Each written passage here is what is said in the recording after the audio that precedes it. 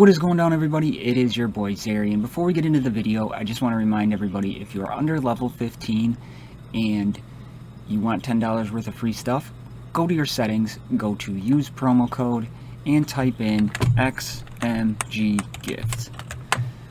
You do that, you'll get $10 worth of free stuff. It helps support the channel. So if you're under level 15, make sure you're using that promo code XMGGift. Enjoy the video. Good morning, my YouTube family. We are back today for some Bordwin for noobs, and thank you for the overwhelming support on the Zappy breakdown and all the comments. That was really cool. And today we're just going to break down Bordwin in the same fashion. So let's get into Bordwin.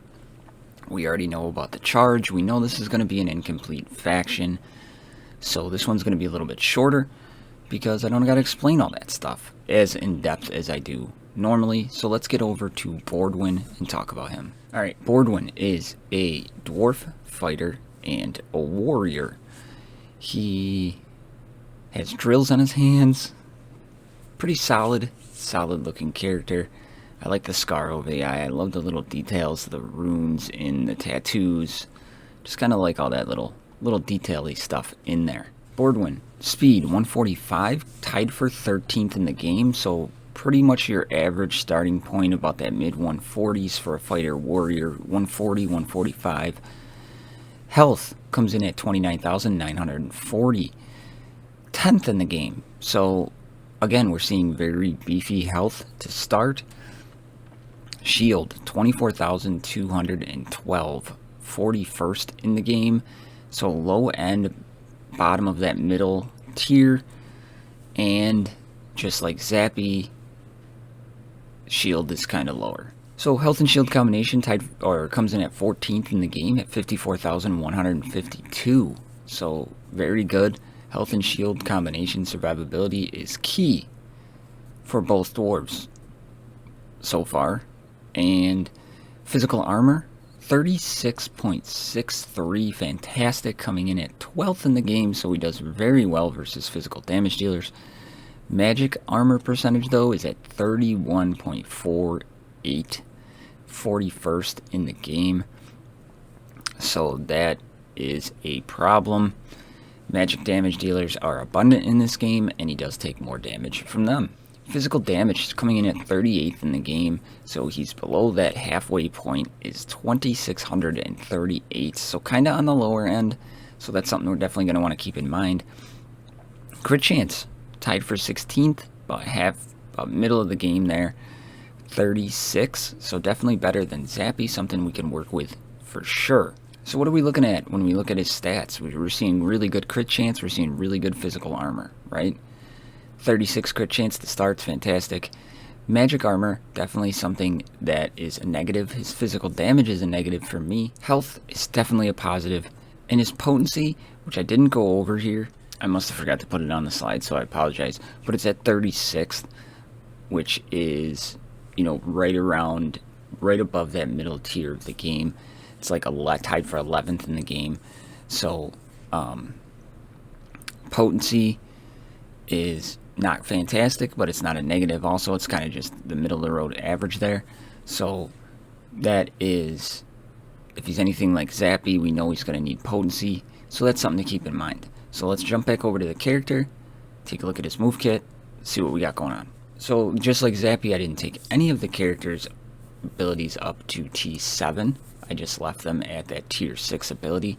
So we'll look at the T6s, and then we'll kind of go over T7s too. His drilling blow is his basic ability, deals 300 physical damage to an enemy, consumes 20% of charge. So remember, same thing with Zappy, if you have that 20% charge, it's going to take it. For every 1% consumed, charge gains 5% chance to remove a buff from an enemy. So that is really, really cool. So at, if you have that full charge of 20%, we're removing a debuff. Really solid. He's a dispeller, a single target dispeller. That is sweet. So when that 20% charge is there, you're going to dispel something. So that's really, really cool. I really like this T7 ability. It takes damage up 50%, but if you have that 20% charge, you're removing 2 debuffs, anytime you can strip off a debuff is something that should not be taken lightly, and Bordwin being able to remove 2 debuffs is just that much more beneficial, so this is a really good T7 upgrade in my opinion. Tremors is his next ability. It's 290 physical damage to all enemies, consumes 25% charge. For every 5% charge consumed, inflicts an armor decrease to a random target for 2 turns. So what we're seeing is an AoE, but we're not seeing the AoE armor decrease. It's to a random target. But I do notice it going on a lot of people more often than not, but that's the way it reads. And then he inflicts a damage decrease for 2 turns as well. So we're seeing some physical damage. When he gets up to T7, that damage decrease is pretty nice, but it's not essential.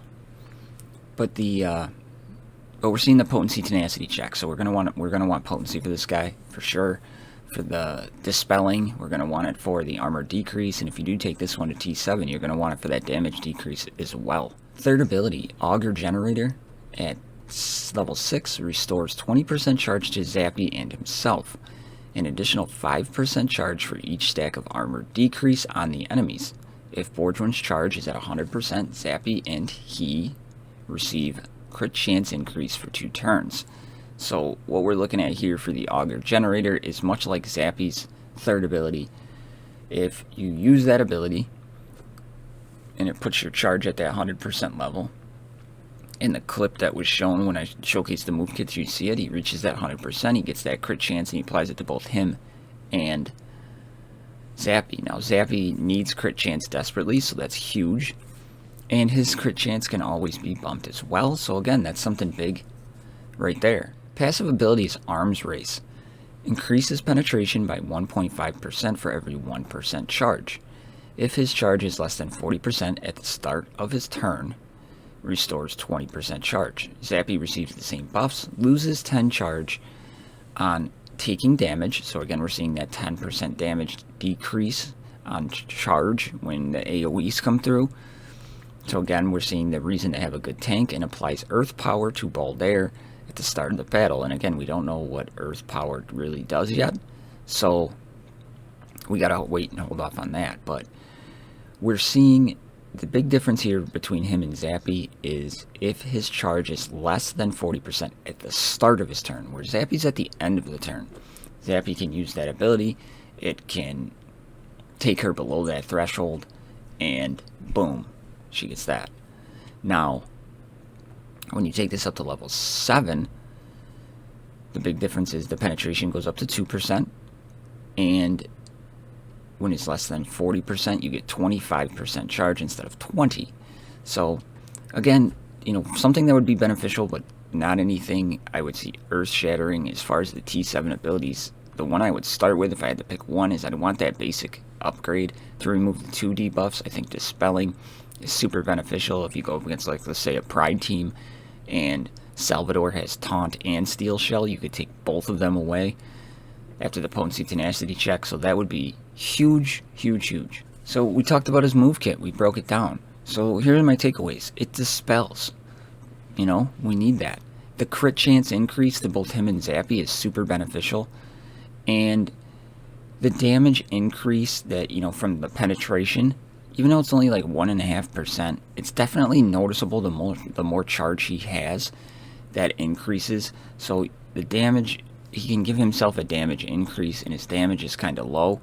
And he does put the damage decrease on as well, but definitely need potency on this guy, so that is something to keep in mind. But that penetration, you can notice the difference because of his damage being so low. It really does. You can notice the difference when you play with him, so that is kind of cool to see. So when we talk about ruining this guy, how are we going to do it? There's some options here. You could go a damage times 4 and some potency.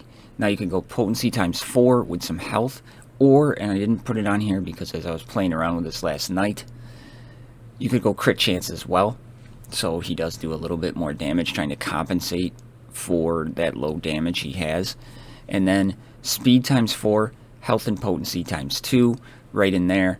And the one I prefer is actually the one that I've should have put on here before I made this, which is the 4 potency and 2 crit chance. It kind of benefits both worlds, and it helps out quite a bit. So right here, this one, you put on 4 potencies, giving him this set bonus of 2, and then the crit chance there. So when we're looking at substats for Bordwin, we want to look for speed. Definitely want to get as much speed in that secondaries if you're going with like the 2 potency set. Now if you're going with the speed set, you still want speed in the secondaries, but it's not as crucial. But I would recommend, if you go with that potency critical chance or potency health, you know, definitely, or damage potency, you want as much speed in those secondaries as you can get. You also want to look for damage, potency, crit chance, and then anything survivability. Like always, that's what we're looking for. So let's jump back into the game. I'll show you my runes and how I rune this guy. So here we are back in the game. We're just going to go over the runes. Northern rune, we have the damage primary. I got 11 speed to kick on this. I put some health, shield, and armor, so some basic survivability in there. In the northeastern rune, I went for speed, health, potency, armor, crit chance.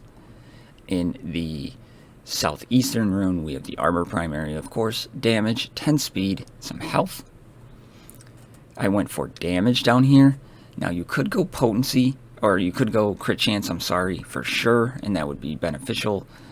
But I went with the damage just to try to give him a little bit more bump. Plus I also got 11 speed on this damage rune with some potency, shield, and armor. Now here, I went for health. You want the health primary if you can get it, but it's also based off your secondaries. But I got the health, tenacity, potency, damage, and speed.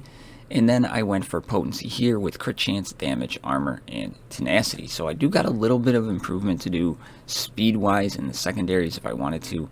But let's take a look at his stats. And again, we're only looking at what I added. We added 232 physical damage. I'm happy with that. Crit chance we put on 11.59%. That's big. That's big. Health we brought up 2143. Physical armor we brought up 3.33. Magic armor we brought up 4.74. So definitely more beneficial for sure to where he was. Shield we only brought up 669. Speed we put on 63. So very happy with that, especially without a speed set, just looking at secondaries. Potency, if I can get my big fat head out of the way here. Let's see. There. Potency, we brought up 54.71%, almost at 100% potency, so that is great for that potency tenacity check. So very, very happy with what we did there. And I'll put my big fat head back. Alright, so all in all, what we did for Bordwin is really what we set out to do. We made him fast without a speed set on. We gave him potency to land those debuffs and to make sure that stripping comes through. And then we gave him some crit chance to kind of offset that little bit of the damage deficiency he has. And playing Bordwin, him and Zappy have great synergy off each other. They both provide something to the other one that they're kind of missing, and they add more of that charge. So they play really well off each other. We're going to jump into the same campaign battle so you can kind of see how Bordwin interacts and plays, and I'll break that down as I go. But Bordwin, very, very niche in what he does. He's the dispeller for the team. Puts on that armor decrease, which goes into Zappy's kit. He puts on that, he gives the crit chance up to himself and Zappy. So he's not like overwhelmingly devastating when it comes to like damage or anything like that, but he's kind of like a support fighter role in that what he can do with the debuffs, the dispelling, the buffs that he gives out. So that's the way I kind of see him right now. And again, these opinions could change once the dwarf faction becomes whole and you can see them all play. But let's jump over to a battle and check it out. Alright, so we're in the battle, and I'm going to move myself up here so you can see the moves. That was the feedback I got, is you guys want to see the moves. So with Zappy here, now you can start with your basic because we have 0 charge, or we can give ourselves some charge. So we're going to start with that. We're going to give ourselves some charge, some crit damage increase. Now Bordwin, He gave himself the 35% charge because of his passive ability. Now remember, because of that passive ability, if he's under that 40% threshold, he gives himself charge. So that's where that came from. So on his basic ability, no, there's no dispel or nothing to dispel, so we can't showcase that. Restores 20% charge to Zappy and himself, and more for an armor decrease, which isn't out yet, right? So we're going to pop that up to try to get that up. So we're just going to bump this up, do some basics and whatnot, get our taunt up. Okay, so now we're back to Zappy, and we're going to take this down, and it deals 280 physical damage to all enemies, prolongs armor reduction effects, but there's none of those up. And then we have the basic ability, so we are going to just use the basic. Got that crit chance decrease up. So now we have a taunt up, so that's pretty cool.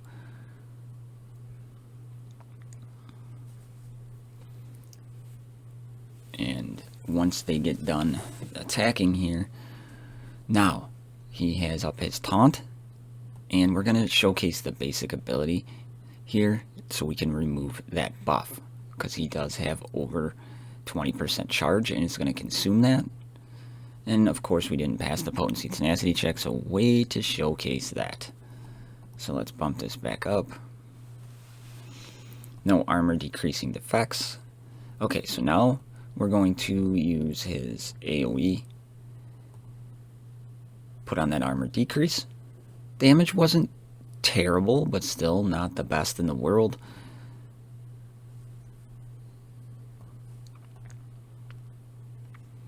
Now, we're going to try to increase, but she killed him. So, I knew that was probably going to come because of the opponents we're fighting.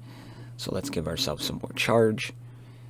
Let's put on... oh, let's give ourselves some charge.